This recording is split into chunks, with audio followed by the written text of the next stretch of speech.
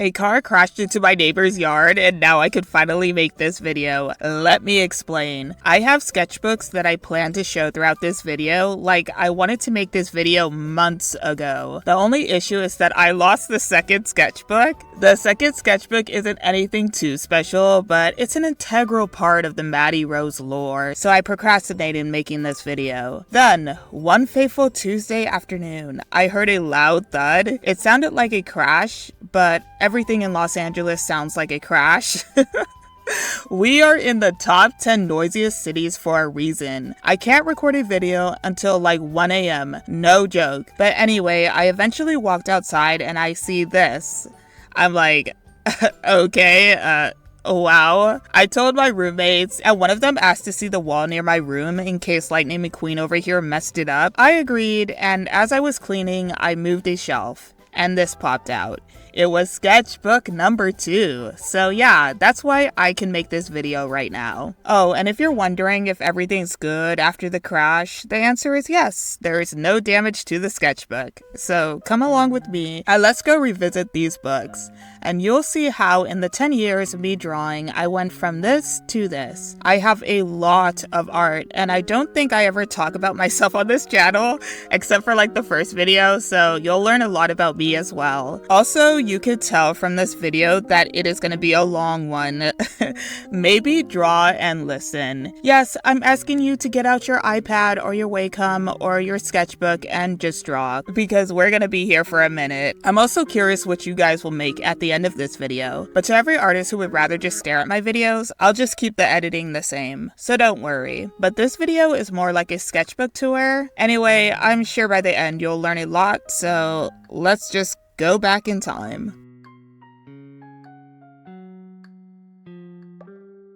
The materials I used back then were a lead pencil, sometimes Crayola colored pencils, and this lined notebook I received from the 99-cent store. Rest in peace, 99-cent store. The art style for 2014 was the big old anime eyes, coin slot nose, stick arms, stick legs. I need to make like a walk cycle of this character just out of pure curiosity. It straight up looked like Mike from Charlie and the Chocolate Factory. But what this really reminds me of is May's art from Turning Red. Like, it's so crazy that I was 13 when I made this and May was 13 in the movie. Like, the whole anime art style online paper thing, it has to be a very 2000s preteen thing. Like, I mean, nowadays we have like the 13-year-old Michelangelo Picasso Jr. because art resources have grown so significantly since then. There are so many tutorials now to the point where anybody could draw. But back then, your best tutorial was probably this. And honestly, I don't think I was too far off from it. But anyway, my art goals weren't anything too special. I really liked My Sims at the time. Like, I really liked My Sims. I explained it in this video, but yeah, I got really obsessed with the characters, so I needed to put it down on paper. I would even say that this sketchbook made me fall in love with the character interactions and dialogues, and I feel like I applied some of that same zaniness I use here to my current books. I don't make comics these days, but I do write, and this for sure was the birthplace of said writing. This sketchbook is insanely rough and it's falling apart, but again, it's like 10 years old, so like, what did you expect? The thing that I learned here that was super crucial to my art, I wasn't shy to draw. I didn't know how to draw most of the things I drew, but I never shied away from them. Whether it's an arm, a leg, a hand, or a piece of clothing, I drew it anyway. But then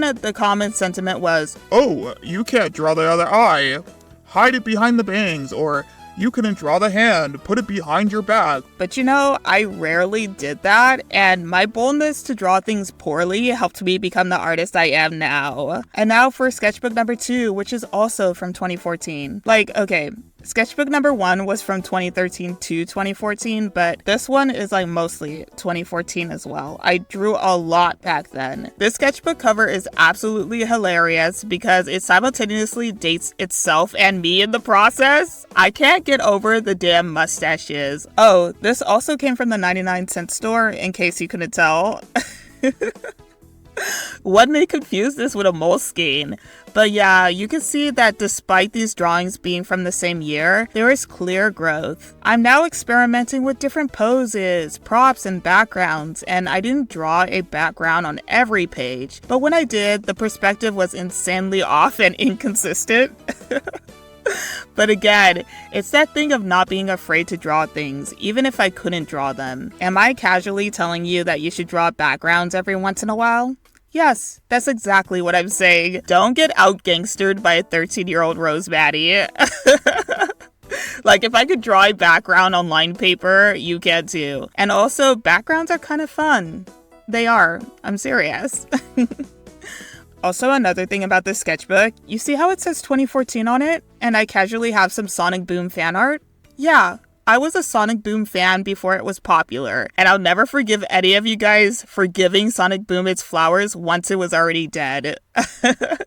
That cartoon was funny 10 years ago, and it's still funny today. And you know what? It wouldn't be a preteen sketchbook without some Sonic fan art. Honestly, the sketchbook should have been my diagnosis. Anyways, the 2014 era was a special one. Let's move on to 2015. The materials used here are a bit different now. We are still using pencils, but occasionally I'd spice it up with some charcoal. I also bought a sketchbook that wasn't from the 99-cent store. It came from Walmart, not to flex on y'all or anything, but that's the come up of the century. I also tried some digital art around this time. I used the Medibang Paint app on a Hip Street Phoenix. Yeah, you heard me. Not an iPad, not a Wacom, a Hip Street mother Phoenix.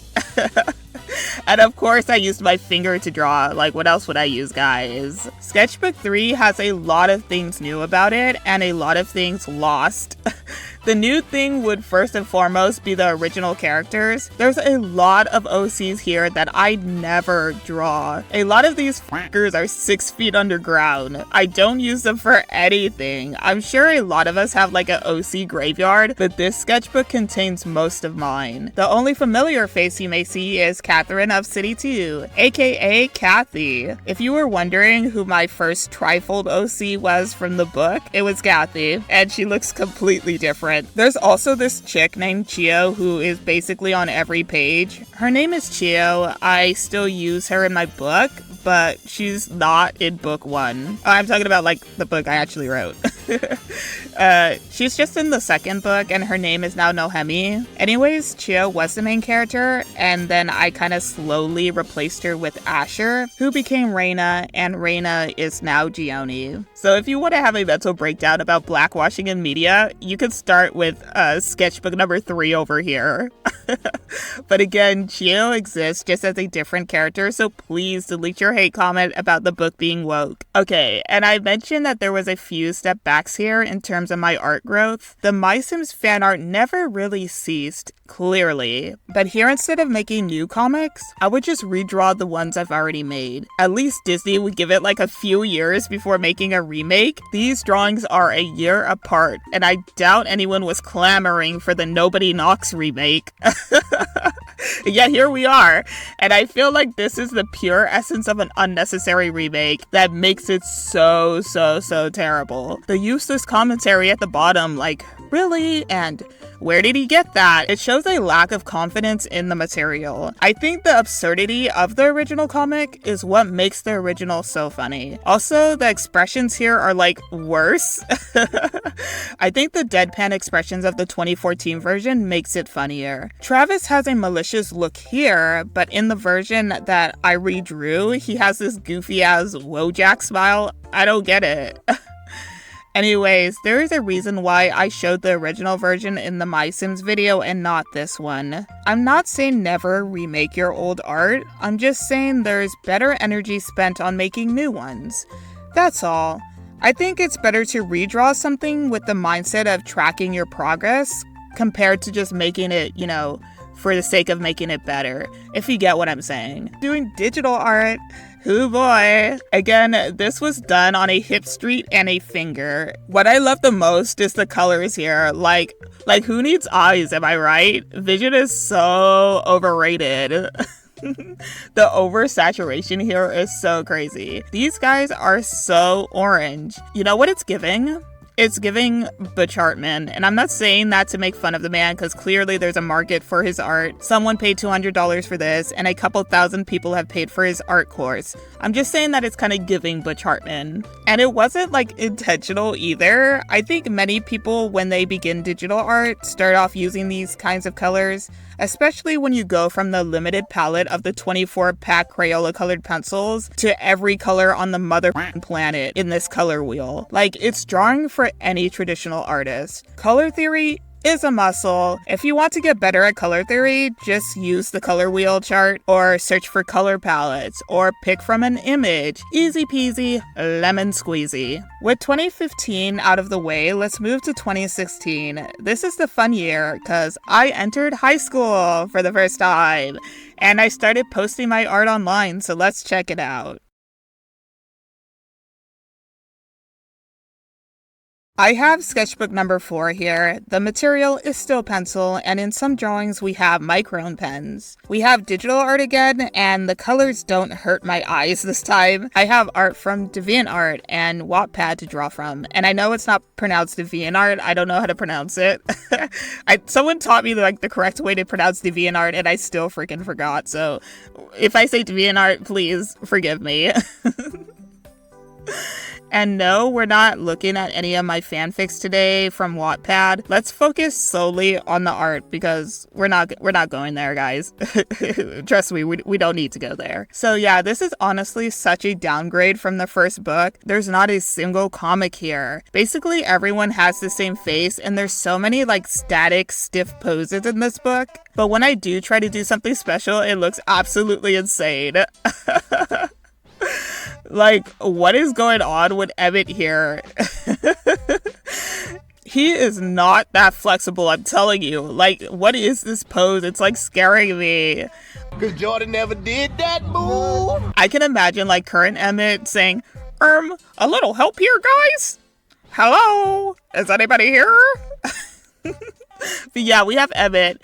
We got a version of Gioni who is still currently Aster at this point in the story. We got the first appearance of Hippie Girl, and I know I said there was no comics in this book, but I guess here is an attempt at a comic. We got the whole squad laughing at this one, I guess. I don't even know what I was trying to like say in this. Like, it's up for interpretation. I don't know what was going on here. I was so creatively bankrupt during this era when it came to like the sketching. But also, if you noticed, I got rid of the anime eyes, and there's a lot less fan art around this time. What changed? So this time I wanted to work in animation as an artist, and in order to do that, I had to stop drawing anime because the art teacher said so. So I made this little goofy compromise where I drew in a more cartoony art style while trying to have like eye sparkles, that Eastern-Western mix. These are literally just the Owl House pupils.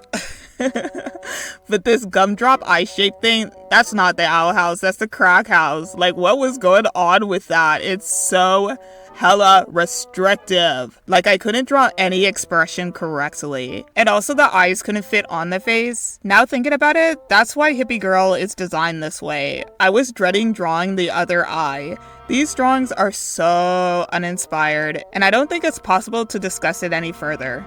But this page right here, number 600, that I made one day before my birthday. Well, there's a story behind this, so we gotta go back in time, guys, back to 2014. I made this comic called Creepy Weird PDF File Guy, and no, the word wasn't censored. I said the actual word. My friend told me that a PDF file was a fancy word for a man who kidnaps kids. So I believed her and titled my comic after that at the age of 13. My first OC was a 40-year-old. Well, I was actually coming out here to pick up a cupcake. And it's not funny, it's just strange that a 13-year-old black girl's first original character was a 40-year-old white man in a trench coat and fedora. What was wrong with me?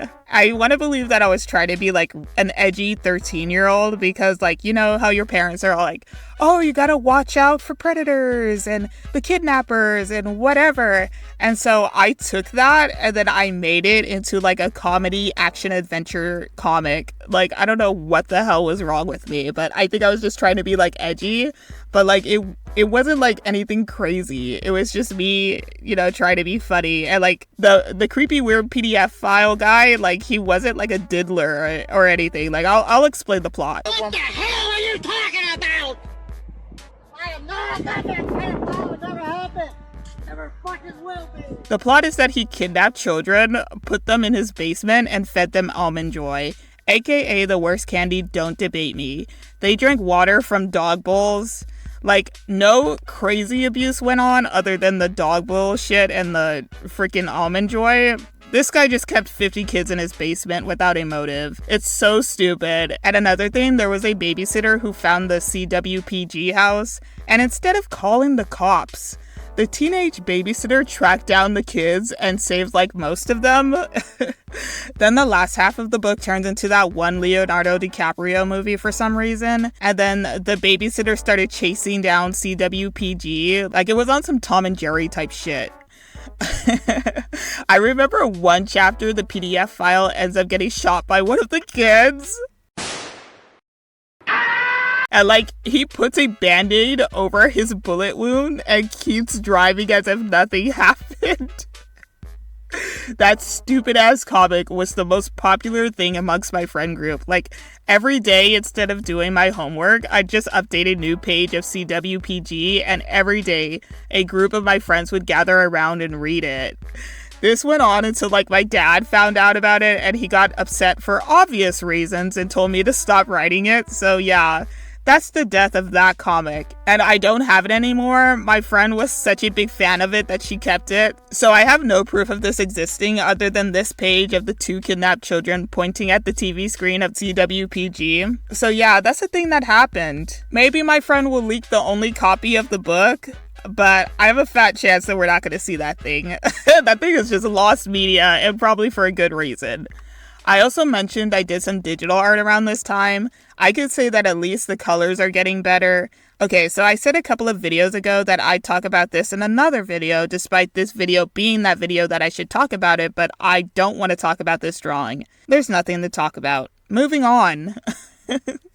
I also animated for the first time on Flip-A-Clip. The background is kind of cool, I'm not gonna lie, I'm kind of vibing with it, but other than this, I don't think I really started animating until like last year of 2023, and I still use Flip-A-Clip, so do whatever you want with that information. Sketchbook number 5 is also from 2016, and the first page starts off interesting with a drawing of Gioni, but at this time her name was Reina. There's also a lot less My Sims fan art in the sketchbook. There's so many drawings of just original characters. We got the whole Rose Maddie cinematic universe here, with pages featuring CWPG and his biggest op, the frickin' babysitter.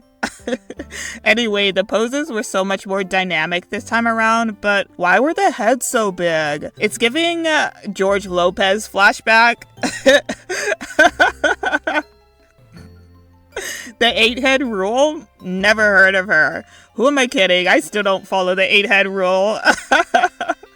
So anyway, we have the first appearance of Brandon. That's cool. He's virtually stayed the same in terms of design. The eyes are getting smaller, the heads are getting longer. This drawing of Gioni and Kathy is kind of funny to me. I don't know what they're feeling, but honestly, whatever it is, it's a mood. You can cut a safe with Kathy's chin here. As the pages march on, the eye shines like the owl crack house thing, it starts to disappear. And we get the iconic black dots that I still use to this day. If you wonder why all of my characters have like the same eye color and the same eyebrow color, this is 100% the reason why. I started off a traditional artist first and foremost. My line art is done typically without any color other than black, so I tend to carry over the traits that I did traditionally over to my digital art. So yeah, I'm starting to notice that the sketchbooks were becoming a step down while my digital art got a tad bit better.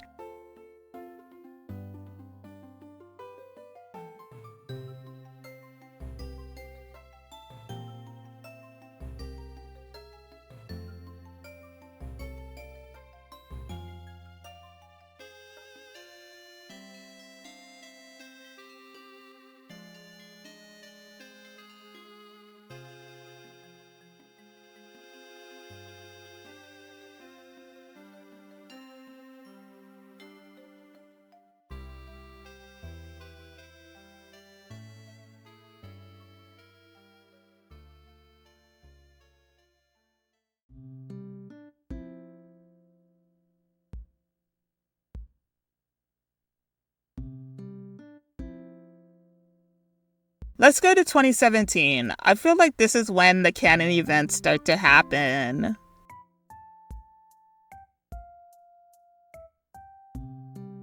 This is the year I turned 16, and a lot was going on. Where do I even begin?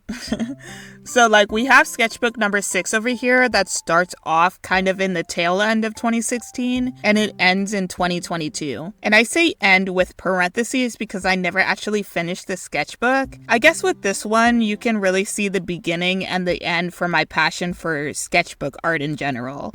This is a long gap. But all in all, this sketchbook is a 2017 sketchbook since most of the art is from 2017. So what the hell was going on in 2017 to make me stop drawing in sketchbooks? Well, first off, I was doing a bunch of free art requests. This was my way of breaking art block, doing free art.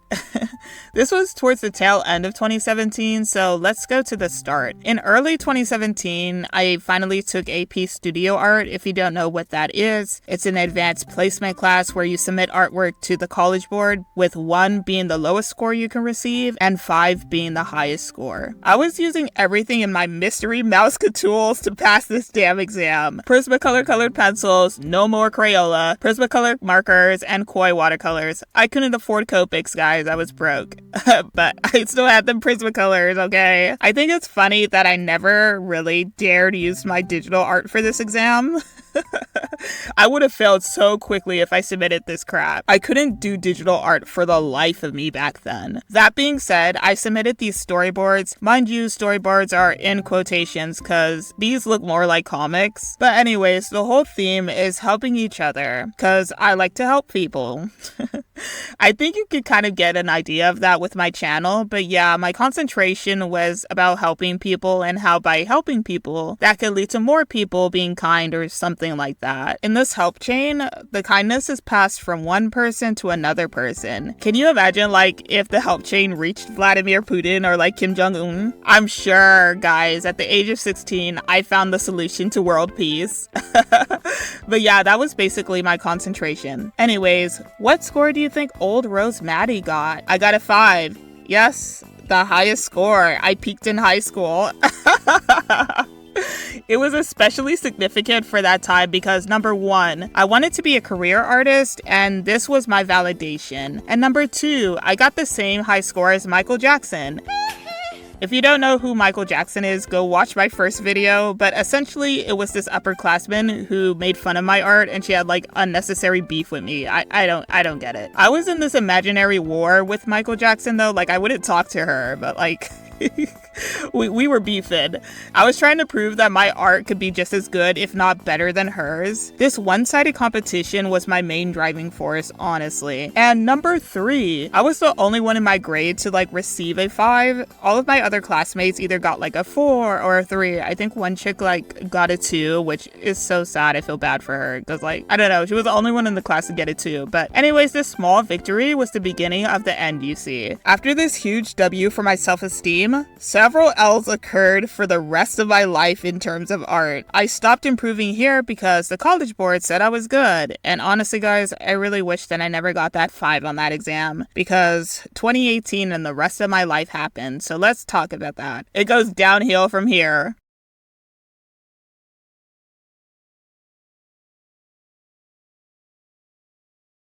I don't have much art to show you, and it'll be that way for the next couple of years. I became the art club president at this time, so yeah, there was no more sketchbooks. Around this time also, I was sadly an amino moderator.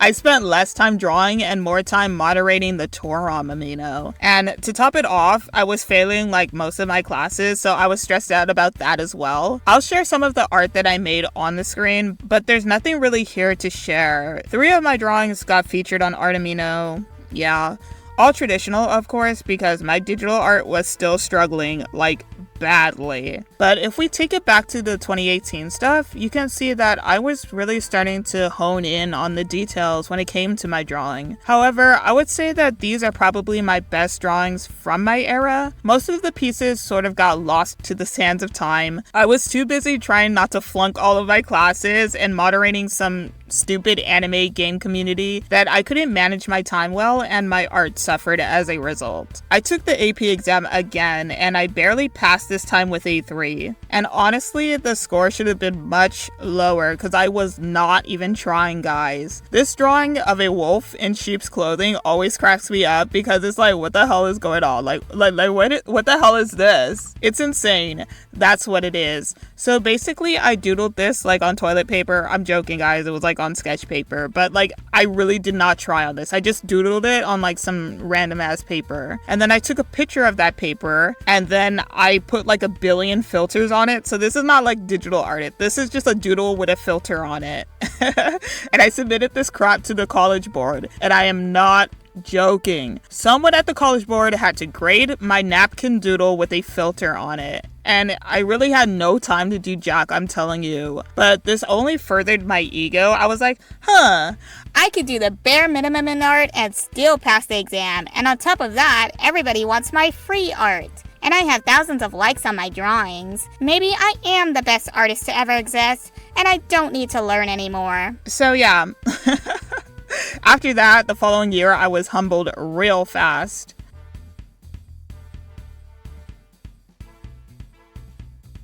I was preparing to graduate high school and get ready for college because if you remembered, I wanted to be a storyboard artist despite not ever doing a storyboard, let alone an animatic in my life. Again, we don't have that much art to share. I had major senioritis. I got back into digital art, still not great with the colors or line art, but we're getting somewhere. I also tried a lineless art style around this time with my Prismacolor markers. Ironically, my process for making lineless art traditionally is the same way I do it digitally. Literally just a red sketch and a drawing over that. Easy peasy. So this year in 2019, all the holes in the Swiss cheese lined up perfectly to create the version of me that we have still in the 2020s. The events of this year still affect me to this day, one bad art experience after the next, so let's talk about them. First off, commission work. Back in the olden days, I used to take commissions. I mean, how else would I validate my worth as an artist? I had to make that cash money from it, of course. I started on Fiverr before it became a shit show for the talentless and the grifters, and I'm no Picasso. Ew!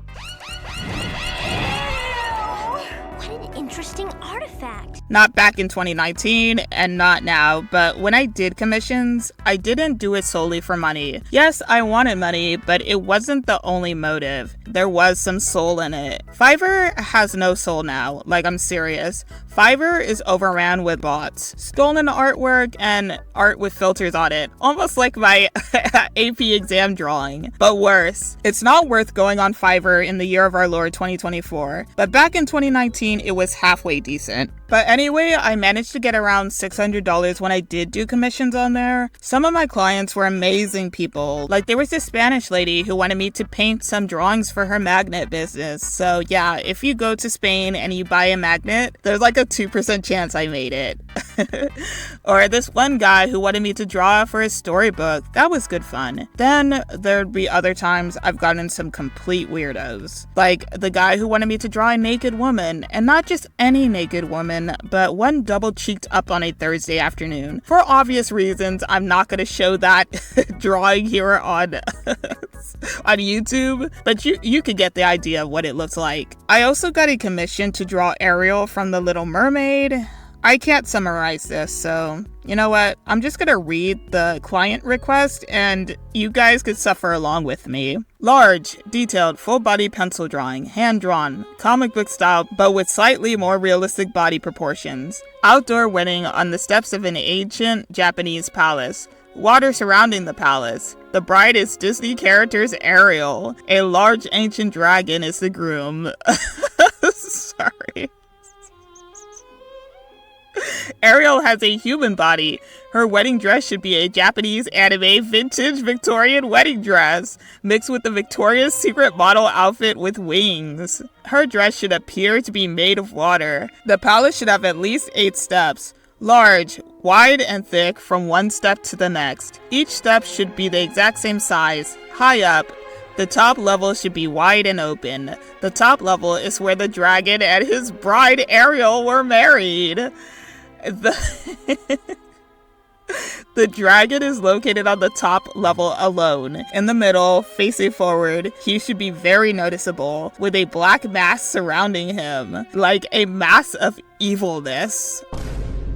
With fire and brimstone, the mask should not block his body. The top level is also where the palace entrance is located. The dragon is blowing fire past his bride. Ariel is on the right of the fire. Ariel's body and outfit are not on fire or burned. Ariel is 4 steps below the dragon. The dragon is blowing fire past letter M, continuing past his bride. The dragon is located in the middle of letter E and D. Ariel is located on letter C. You should be able to see Ariel's whole outfit down to her shoes. The dragon, you should be able to see his whole body. Cherry blossom leaves flowing in the air. A bridge crossing water. The hexagon shape was for Ariel and the dragon location in the drawing. There is no hexagon shape and or letters in the drawing. Ariel should have a tattoo on both of her feet, tattoo on her cleavage, one arm with a sleeve tattoo, a tattoo on the front of one thigh. Her tattoo should be very noticeable. No small tattoos. Film noir themes for her tattoo. None should look similar. No copies for her tattoos. Extremely detailed tattoos.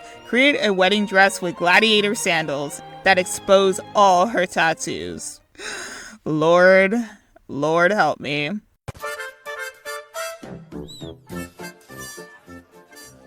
I tried to decipher this and draw it, but after revision like number 5 million, I had to cancel this commission. I couldn't do it, not only because of how absurd the ask was, but because it just wasn't fun. Nor this, nor the booty drawing. Both of these clients were from the good old US of A, so who's to say this wouldn't be my future if I decided to, do commissions full time? Drawing weird shit for money. That's canon event number 1. Let's move on to number 2. The high school award show. One of the most embarrassing moments of my entire life. I'm not even kidding. I single-handedly destroyed my whole self-worth and dignity this day. And it's so crazy because I still get chills from how embarrassing this whole situation was. So let's talk about it. So my high school gave out awards for seniors. These awards were for math, science, art, dance, you get it, right? There was this one award called the art plaque. Basically, only one art student senior could get this award. The others would get this piece of paper certificate thing, but there was only one plaque. Now I thought I had this award in the bag.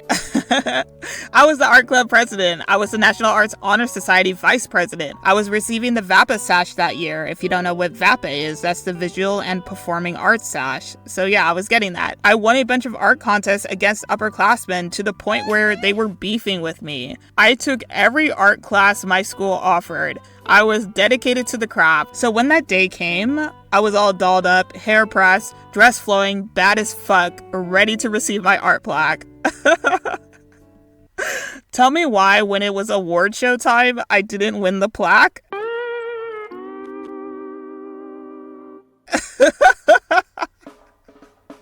I got the piece of paper instead. And you know what? It's funny now, but back then I was so sad, guys. I was going crazy. So basically a million thoughts were racing in my mind as I stood up on stage with my piece of paper. I was like... My biggest op, if you remember, was Michael Jackson, and she got this plaque 2 years ago, and I didn't.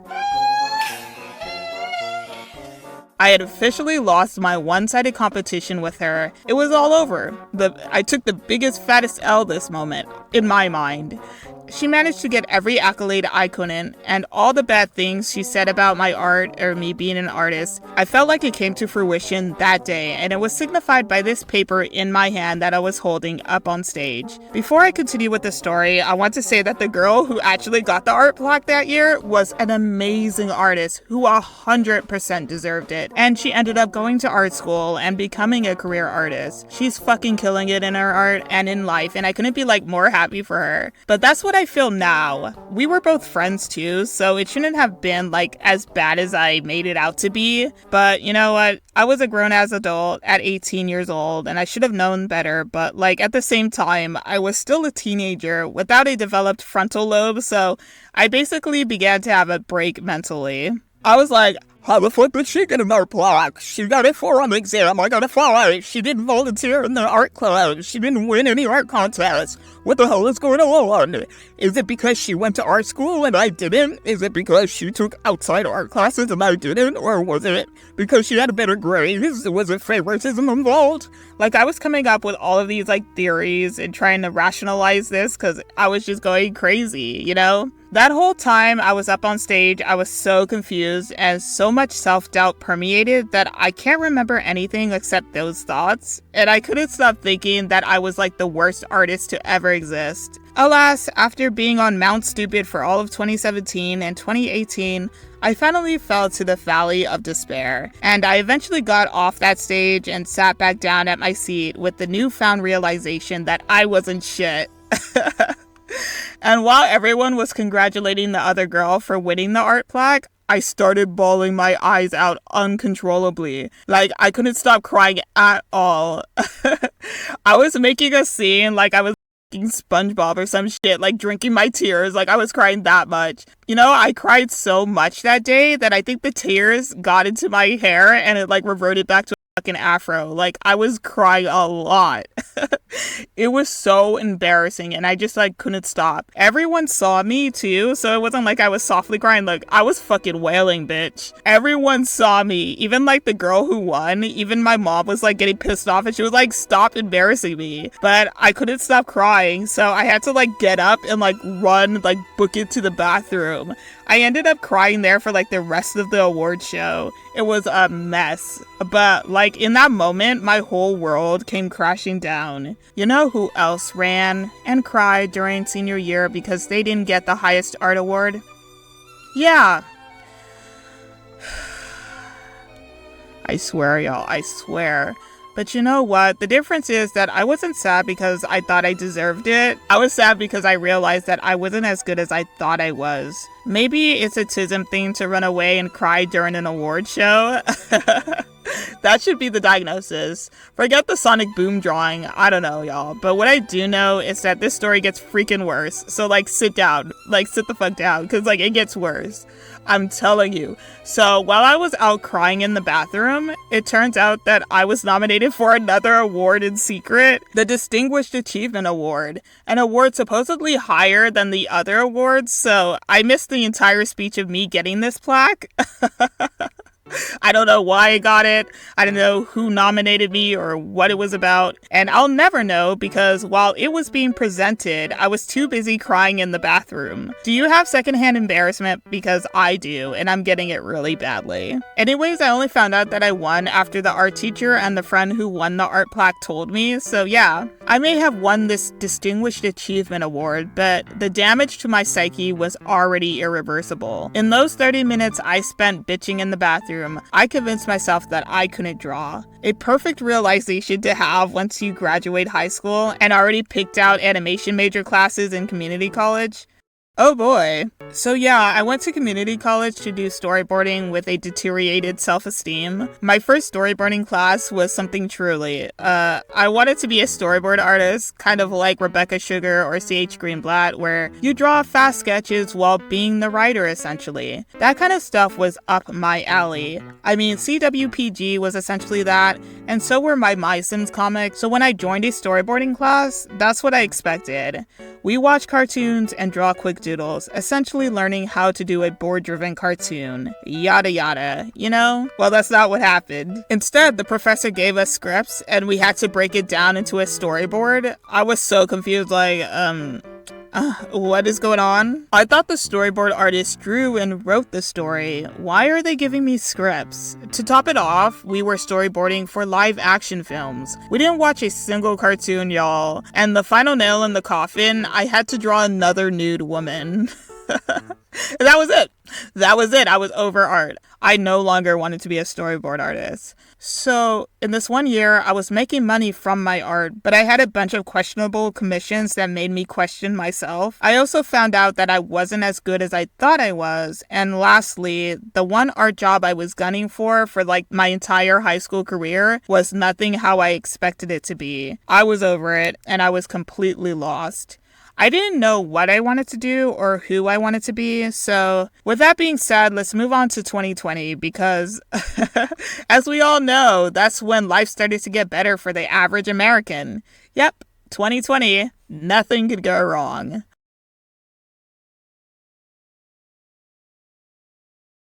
Of course, there's no sketchbook. I had no real motivation to draw. A lot of the art I made during this time was for school, and it was so soulless. So soulless that it'd make the AI and the Fiverr bots blush. And once I received my grade, I typically just threw my art straight in the trash. I continued being an animation major only because I didn't know what else I was gonna do. Of course, the pandemic happened, and we all had a bit more time in our hands. I spent that time playing Animal Crossing, Minecraft, and Sonic Adventure. There were months where I wouldn't draw anything. I just hated my art so much, I had to distract my brain from all the self-hatred. I was still deep in the valley of despair. But I did make an Instagram that year. I think I only made this Instagram because my friend was doing a draw this in your style, and I wanted to join in. I then started posting fan art on this account, so yeah, I guess it's safe to say that my friend's DTIYS pulled me back into drawing. One standout thing that I noticed, I always posted this highly rendered version of a character, and then after that, I would post this flat version. Essentially, I acknowledged that this was probably what everyone on Instagram wants to see, and then I also showed the version that I secretly like. Oh yeah, here's a secret about your old girl. I hate rendered art. I hate highlights, I hate shadows. They don't appeal to me visually. I like my art to be flat, like how I have my PNG tuber thing on the screen right now. It's a very flat drawing. Or flat like how I draw for my web novel. Whenever I share my art, people who choose to critique it advise me to add a shadow. I don't wanna because my lizard brain prefers it flat. When I add a shadow, it just looks like Cartoon the movie in my opinion. But again, that's just me. I know internally that I'd get more bitches if I just heavily rendered my art, but for my own personal preference, I just can't. It's just taxing. It just doesn't appeal to me, so I just keep it flat. Anyway, anyone who was paying attention to the Swiss cheese model would realize that I forgot to mention counting event number 4. Yep, that's right, my interest in animation production. I think there's a big correlation between my last post on this Instagram being on September 6th and me attending this career spotlight a couple of weeks later. Talk about a life-changing event for me. After attending this webinar, it gave me like the second boost I needed, and here's why. The production coordinator was also an artist, just like me, but she wasn't really vibing with being a career artist. She talked about how she wanted to work in the animation industry, but not as an artist. Her job was essentially overseeing the long-term as well as the day-to-day production schedules, milestones, inventory, budgets, and workflow. She liked drawing, but she didn't want that to be her job. She wanted to draw the things that she liked on her free time, keeping art as a hobby, but she still wanted to work in the animation industry. That to me was a bit eye-opening. I mean, I didn't know scheduling and planning could be a job, let alone in animation. You guys know that I love scheduling because of this video and how I'm like insanely good at it. It's my thing, but yeah, this panel helped me realize why I hated my art so much. It was because I was trying to make it a job. It explained why my art classes were draining me and the commissions made me want to die. They say, do what you love and you'll never work a day in your life. I think that's a bunch of bull. Trying to make it a job is what made me so miserable. And I really needed to get out of the monetize your art mindset, because at that point, art didn't really feel like a hobby anymore. I know this sounds so generic and so cliche, but I was so busy trying to make it a career and too busy trying to monetize it and trying to get likes from it that I literally wasn't having fun anymore. I didn't want to do weird commissions anymore or pray to the Instagram algorithm either. I just wanted to draw. And yeah, basically after that, I kind of just changed career paths. I also became a communication studies major that year because of this panel. Deep down, I still wanted to get good at art. Like, it didn't cease just because I changed majors. So around the latter half of 2020, I started learning anatomy, but at my own pace. I also tried drawing portraits. This wasn't all that good, but I got a little bit better at them this year. I want to blame my anxiety because I never look at someone's face while they speak to me, especially the eyes. I can't draw eyes. I also drew this, my very first detailed drawing. I guess what most people tend to see as my art style. With this drawing, I just wanted to slow down, relax, and draw. All of my art in the past had been done quickly because of my 2016 aspiration to be a storyboard artist. I mean, if you don't know anything about storyboard artists, one of the most important skills was speed. So I'd spend like my time drawing insanely fast. So with this newfound realization that I didn't have to be a storyboard artist, I started slowing down my art process and drawing slowly and taking my time. So that's what these 2020 drawings are. Me slowing down, taking art as a hobby, and making it fun again. Ironically, the moment I did that, everything kind of just fell into place naturally.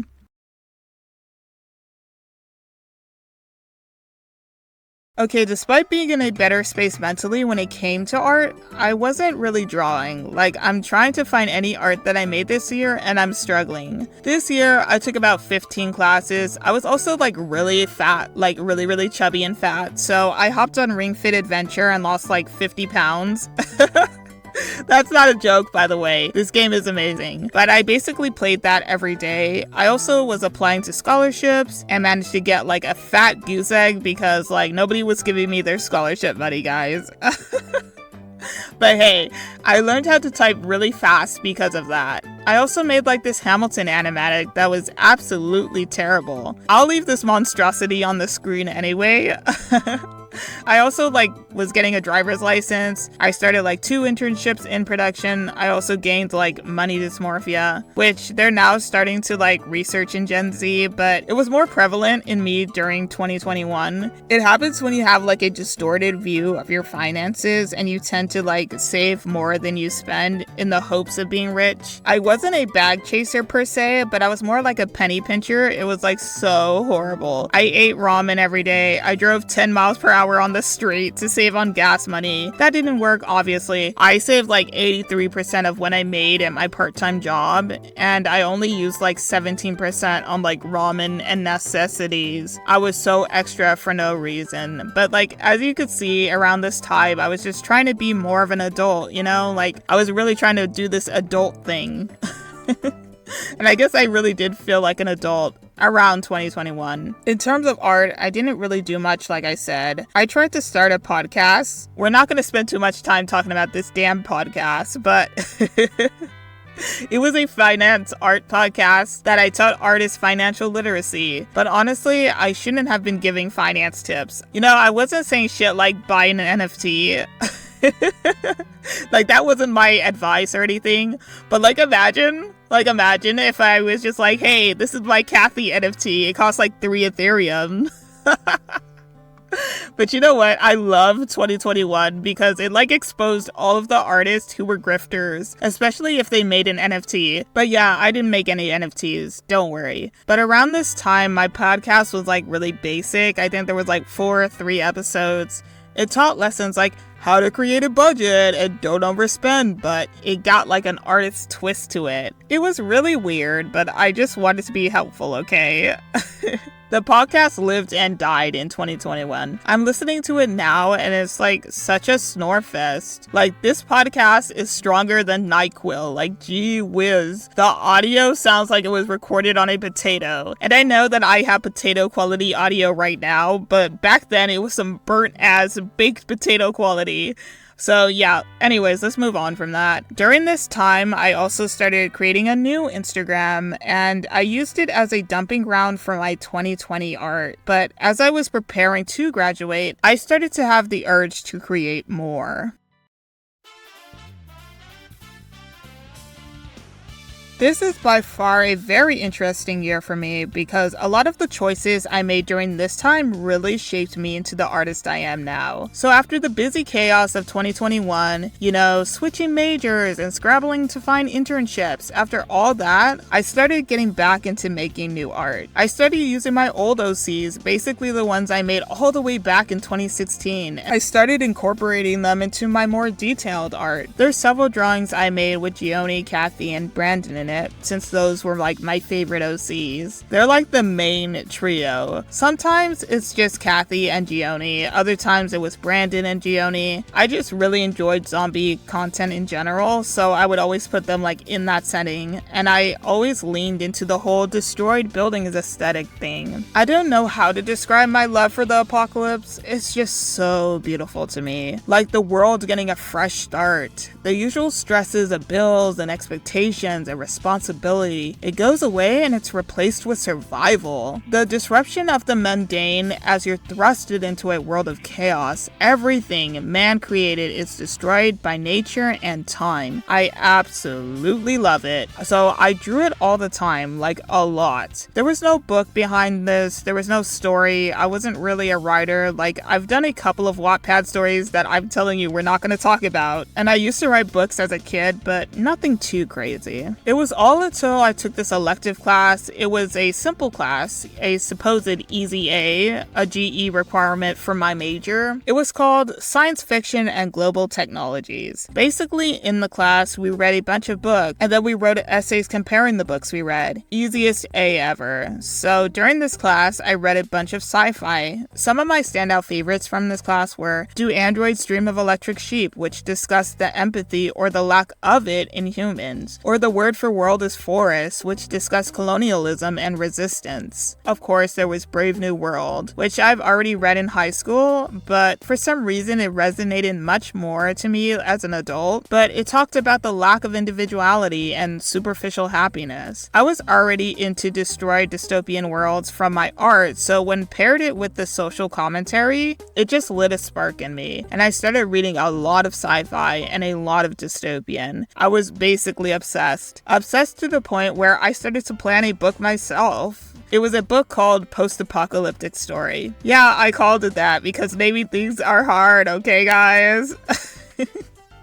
It took me like 2 months to create like a 60 chapter outline, and I began finishing chapter 1 of the post-apocalyptic story in September. It took me 4 months to write 3 chapters. The funny part is that it was only like 4,000 words, but it took me forever because I really didn't know how to write around that time, and I was getting used to it and I was still learning. Fun fact, those entire first 3 chapters have been edited a billion times from then until now, and also completely erased as I wrote more and understood prose and syntax a bit more. I drew the characters in memes, so you can find that also like on my Instagram. I was trying to practice their character dynamics and like how they would look making certain expressions and in certain scenarios. It was like my little way of like the characterization game, you know? I was finding all of my old OCs a new place in this new story. Characters like Gioni, Kathy, Emmett, Brandon, Hippie Girl, and Skylar were recycled from my old art and doodles. I drew these characters in different post-apocalyptic settings to get a better visual idea of how the world looked.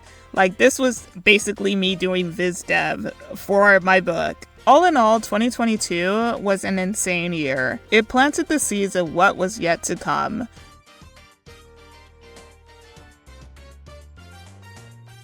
So I graduated from university with a communication studies degree. I got that job working in animation production, and suddenly I had an ass load of time in my hands. In the past, I usually spent my days juggling classes and internships and networking events and my part-time job and homework and studying and having mental breakdowns that I wasn't used to the calmness of just having one full-time job. You know, cause like you work 9 hours, you go home, and that's it. There were still 15 hours in the day for me to do anything I felt like, and since I only needed 6 hours of sleep a day, thank you university, that left me 9 hours to do whatever the hell I wanted, and I took those 9 hours daily and made the most of it with my art. While the first 3 chapters took me about 4 months to complete, the next 27 chapters took me around like 4 months as well. Yeah, the first draft was completed and it took me in total like 8 months. So if you see the math, literally chapter 1 through 3 took 4 months. The next 27 chapters took another 4 months. I spent that time also revising and rewriting it. So I revised and rewrote it like a billion times. Like, I can't even tell you how many times I rewrote this story. But I got the general thing down, and that's all I needed. I never talk about the themes in this book when it comes to the external conflicts of these characters. I always talk about like the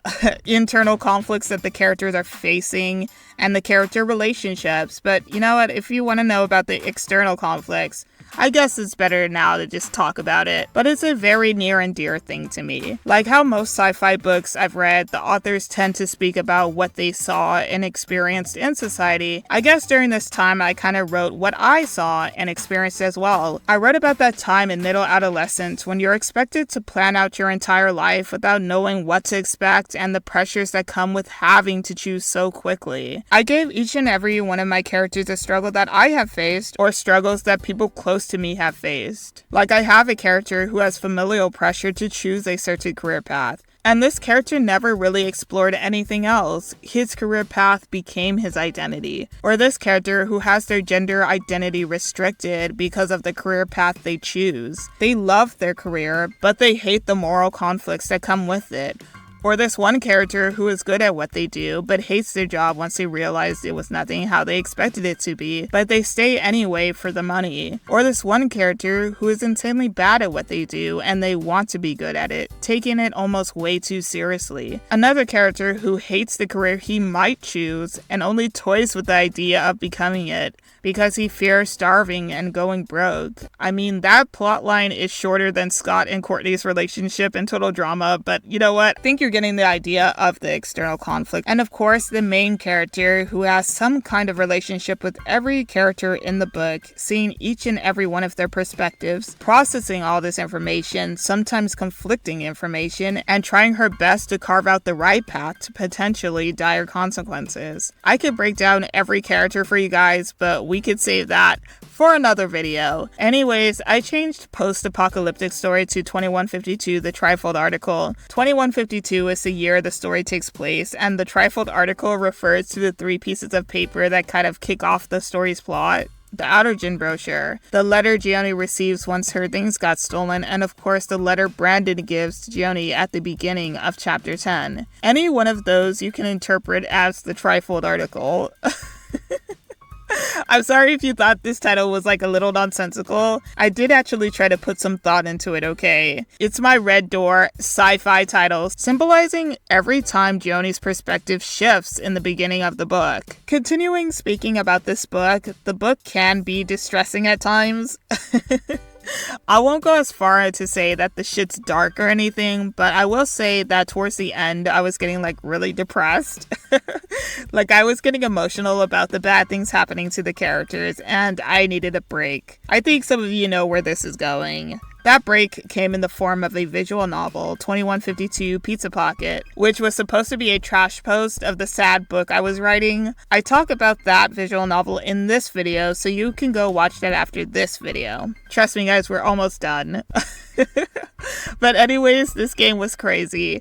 I somehow managed to make this game in a month. Yes, a month. It involved 80 drawings, over 3,000 lines of code. I wrote the dialogue, made the music, and even designed the user interface. I had like absolutely no life during this month I was creating this freaking visual novel. And in that video, I didn't discuss the long-term ramifications of this game and my art style, but a couple of things happened in 2023 to my art that still appear in my current art style. If you haven't noticed, my character designs became simpler. Let's discuss what happened. First off, 80 drawings in a month, including backgrounds, was insane. Especially for one person. I don't know what I was on, maybe drugged up by passion or finished this drawing itis. Whatever happened, it made me go back to drawing fast again. I also started working in the animation industry. This changed my art style, I'm sure. As artists, we tend to absorb traits while looking at art, whatever that art may be. And since a part of my job included looking and memorizing thousands of drawings for a cartoon, I somehow managed to absorb cartoony traits into my own art. And I think a couple of my Instagram followers noticed that minor shift in my art style. Lastly, I wanted to draw and animate every single page of my book. And again, I was one person, and even though I wanted to do that, I knew that this was a crazy task, a very ambitious task.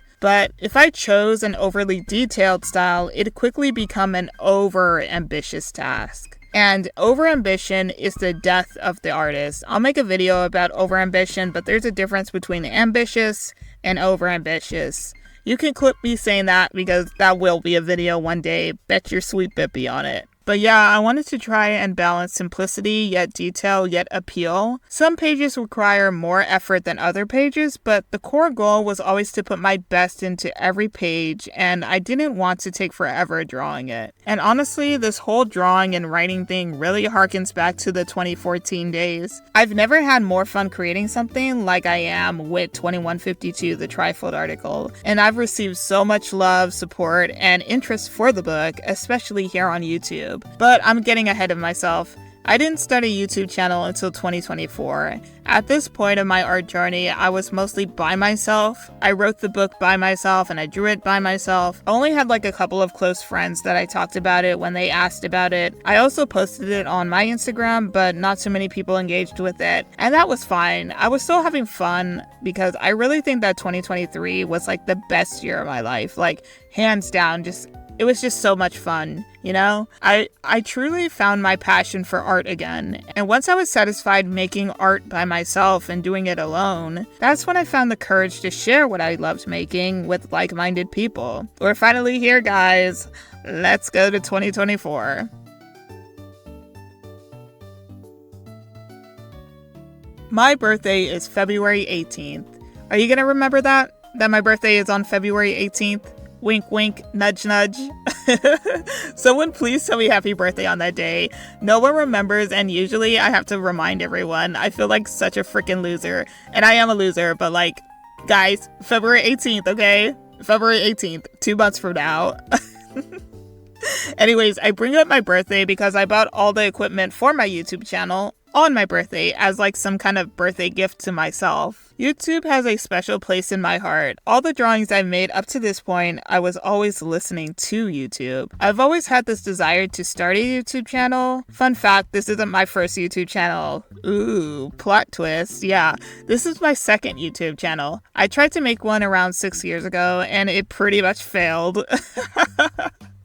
I would just like throw up a speed paint with like no commentary. It would have like My Sims music in the background and then get like copyright strikes. Hey there, I got a suggestion by Charlotte to do a tutorial on my shading process. I also got a request to draw a line heart, the parrot dog dragon line you see on the screen.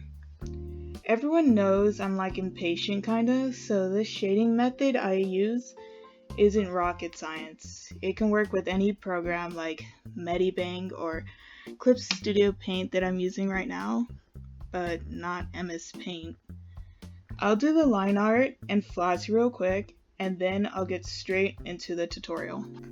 You know, it's there, it's a thing. Another reason why I think this kind of failed was because I didn't have like the best drawing skills when it came to digital art. I had like no growth, but the little growth I did have, my friends kind of just like trolled in the comment sections. Like every subscriber I have on that channel was either just like a friend or a family member. Like it was so funny and it was so stupid the way they would just all troll, but I have good memories about this YouTube channel, even though it was just a complete failure. So going off failed attempt number 1, I was fully ready to fail again. So I didn't care about like the views or anything, but my new challenge, however, came with my voice. For some reason, I got insecure about it, even though I had like a podcast at one point, but like this year I was just like so nervous to speak. I mean, the very first time I tried to record for this channel, I gave up so quickly. I spent like 6 freaking hours trying to record this video, and I couldn't get past like minute 1. I kept restarting and recording over and over again, and I gave up. Cried about it on Reddit, then tried again. In my first video, I was a bit more monotone, and I couldn't figure out why my voice came off so flat. But I kept going, and I kept making videos regardless. Eventually, the 4th video gained some traction, and I'm sure a lot of you noticed that I was a bit tamer back then. I'm wild now, I guess. But the more positive comments I received and the more I learned about everyone else's OCs, it gave me the confidence to start talking about my book, because I probably wouldn't have if you guys weren't just so nice to me. And eventually the plots that I was making for that book became video ideas. So yeah, in terms of art, I was mostly working on YouTube videos and drawing pages for my web novel. There's the occasional doodle here or there. But yeah, I've never been more happy about how my art journey turned out, and all it took was trying new things, failing constantly, failing excessively, and learning why I draw to begin with. 2024, of course, is not the end of my art journey, but I learned so much about myself throughout this decade. There's still a few things I need to work on. One of those is my art insecurity. I kind of briefly hinted about it in my Discord server, but yeah, I still kind of hate my art. I love to draw, don't get me wrong, I absolutely love to draw, but I still hate my art. So think of it like I love the process of drawing, but I hate the final results. I've been drawing for 10 years and I still don't think I'm good at it. I've been hating my art since 2019, ever since the high school award show. And no, I'm not blaming the school or the teachers or my friend who won. That would be stupid to blame them, especially like that many years later. They did absolutely nothing wrong. I'm just saying that the feelings that started at that time still persist to this day. But from 2019 to now, I'm just scared of how others perceive my art. To keep myself sane, I've been mostly drawing to myself. Like, sure, I would have some art on my YouTube channel, or of course, I would post for the book that I've been drawing for. But every other art piece, I kind of just keep it to myself. Like, literally, I can probably count on my fingers the number of times I've shared art into my own Discord server. And you're probably like, why the hell do you have a Discord server if you're not going to share your art? And to that I say, Baba Booey. I like looking at other people's art, but I just don't want to share mine because I'm just too insecure about it. Like, I don't know. But yeah, I'm just too scared and self-conscious. And it's not like the people on my server are evil. I don't know why I laughed at that. That's so funny. I'm just too scared to share every art piece that I make. A lot of artists fear that hate comment or someone making fun of their art or whatever, but honestly, I'm not scared of that. Okay, I'm kind of scared of that, but I know that's not gonna happen. What I'm scared of is the silence involved with sharing art. Silence, believe it or not, is a form of response, and when I share my art on Instagram or Discord or what have you, and it's too silent, I get self-conscious. My mind starts to fill in the gaps, and the next thing I know, I'm sitting there self-loathing myself and my art. When I started art from 2014 to 2019, I was always surrounded by local artists, whether it's your friends, your family, or other students. I always received some kind of attention or feedback, and I think a lot of you guys can relate to that in some way, shape, or form. But when the pandemic hit, and as I was thrusted into the real world, the engagement started to fade, and suddenly I was thrusted into this worldwide art competition to get my art seen by others. It's just so mentally taxing trying to compete with the internet, and I know we're not all competing, we're all sharing. Artists are beautiful, we are all great, and none of us gatekeep, but at the same time there is some pressure to be good at what you're doing. In the 10 years, I know what I need to draw for everyone to compliment it. I think I found the code, but it feels like you have to constantly try to stand out, and I spent the majority of my adult years in college trying to stand out and be impressive with these detailed drawings. And don't get me wrong, I love making these, but I also love making doodles and less detailed artwork. It still has the same love, passion, and effort, but of course it's not going to impress everybody or most people, and therefore it doesn't get that same kind of attention. My art insecurity is me realizing that not every single drawing I make will be liked by everyone. My art insecurity is also realizing that I'm not really in an in-person community of artists like I used to be. Of course, I'm not asking for you guys to give a thumbs up every time I create a napkin doodle or saying that my art looks good just to protect my feelings. That's stupid. And I would never beg anyone for that kind of sympathy. It's just not it's just not the way to go, right? We're not going to e-beg on the YouTube channel. Instead, I just wanted to share that this is just another chapter of my art journey, one of the few remaining hurdles I have to overcome. And I have no idea what the answer is at the moment, but you know, I can acknowledge that these feelings are kind of stupid and pointless, but at the end of the day, I still can't stop myself from feeling it, unfortunately. But hopefully in 2034, when I make this video again in 10 years, I'll be more confident about my art abilities, and maybe I'll share more of the art that I do make for my personal self with you guys. Only time will tell. But for now, I'll continue working on my videos, working on my web novel, working on myself as an artist, trying to improve my craft, and of course be the best version of myself that I could be. This will probably be the last video I'll make this year. This video is insanely long. Like, I'm sure this will be my longest video to date. And I thank you so much for sticking around to the end of this video. I asked you guys to draw and I want to know what you guys drew while listening to this video. Also, if I said anything in this video that you can relate to, please let me know. I know I talked a lot about my own personal experiences, but I'm so curious if anyone else has had similar feelings at one point. Major shout out to the people on my Discord. You guys are cool. You guys are awesome. A shout out to the people who are reading my book. I'm deeply flattered. Like, I could be blushing right now. And of course, a major shout out to each and every one of you who has watched any of my videos, liked it, or even subscribed. I read every single comment, I swear. And I thank you so much for your kind, inspiring words. Anyways, with all that being said, I think that's it. That's the video. If you're interested, check out my book, 2152, The Trifold Article. It's both animated and illustrated, sci-fi and adventure. This book is my current passion project. I feel like it's all the lessons I've learned and observed compiled into one book, and I really hope that if you do decide to read it, you get inspired in some way, shape, or form. This book will be linked below, as well as the newsletter. I have a Discord for artists and writers that'll also be linked below. Like and subscribe and whatever, that is much appreciated. Have fun while creating today, and I'll see you guys later!